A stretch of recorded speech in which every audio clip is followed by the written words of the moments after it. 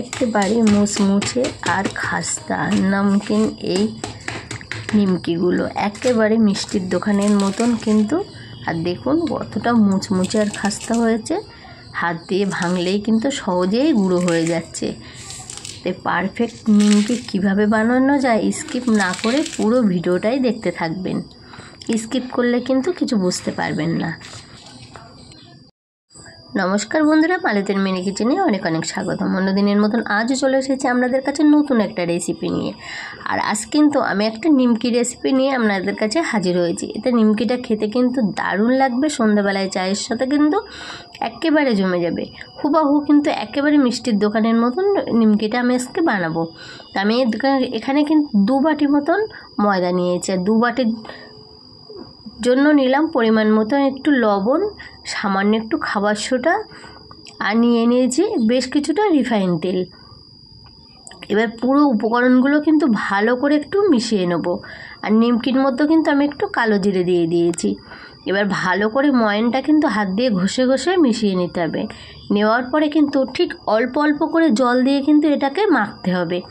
আর একটা শক্ত ডো তৈরি করতে হবে।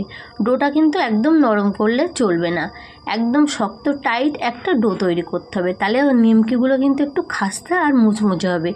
দেখে বুঝতে পারছেন আমি কতটা শক্ত করেছি। আর এরকম করে শক্ত করে ডোটা বানালে কিন্তু নিমকিটা কিন্তু দারুণ খাস্তা মুচমুচে থাকবে, আর দীর্ঘ দিন পর্যন্ত কিন্তু ঠিকঠাক থাকবে এরকম খাস্তা। তা আমি এটাকে ঢেকে 10 মিনিট মতন রেস্টে রেখে দিলাম। 10 মিনিট পর ফিরে এলাম, আর দেখুন এটা একটু বেশ ভালোভাবে সেট হয়ে গেছে। এটাকে বেশ হাত দিয়ে ভালো করে কিন্তু আর একটু মুথে নেব। 2 মিনিটের জন্য কিন্তু ভালো করে একটু মুথে নিয়েছি। এবার এটাকে আমি বেশ ছোট ছোট করে টুকরো করে নেবো একটা ছুরির সাহায্যে। আপনারা হাত দিয়েও এটা করতে পারেন, ছুরি দিয়ে করলে একই সাইজের একই মাপের কিন্তু এগুলো হবে। তা দেখুন ছুরির সাহায্যে কিন্তু একইভাবে একই মাপে কিন্তু টুকরো টুকরো করে নিচ্ছি। আর এটাকে হাত দিয়ে একটু গোল গোল করে হাতের সাহায্যে গোল করে একটা বাটির মধ্যে কিন্তু একটু ঢেকে রেখে দেব। তাহলে এটা বেশ সফট থাকবে আর ড্রাই হয়ে যাবে না একেবারে। দেখুন এর থেকে আমি একটা করে একটু লেচি নেব, আর কিন্তু সুন্দর করে বেলে নেব। রুটির শেপে কিন্তু এটাকে বেলতে হবে, আর বেশ পাতলা করে কিন্তু এটা বেলতে হবে।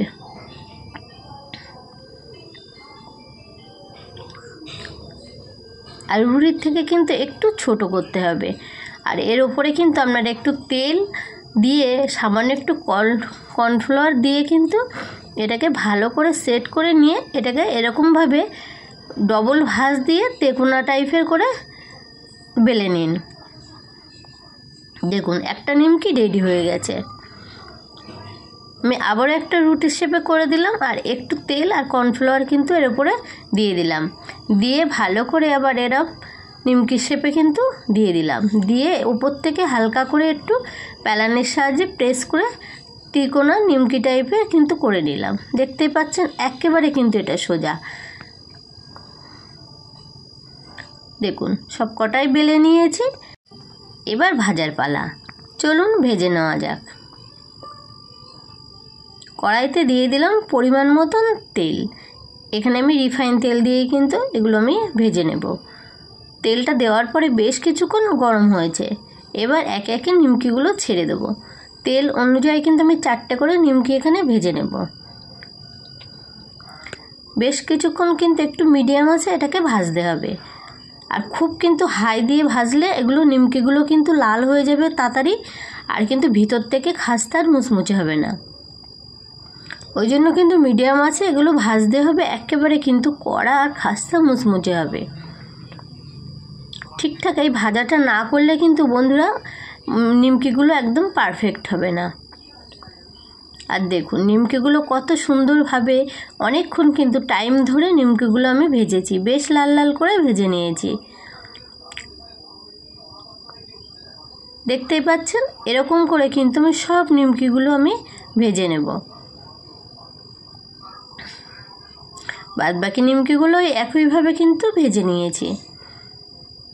দেখুন সবকটা নিমকিগুলো কিন্তু বন্ধুরা একেবারেই রেডি হয়ে গেছে আমার। দেখুন বন্ধুরা কতটা মুচমুচে আর খাস্তা হয়েছে, আওয়াজটা শুনেই বুঝতে পারছেন।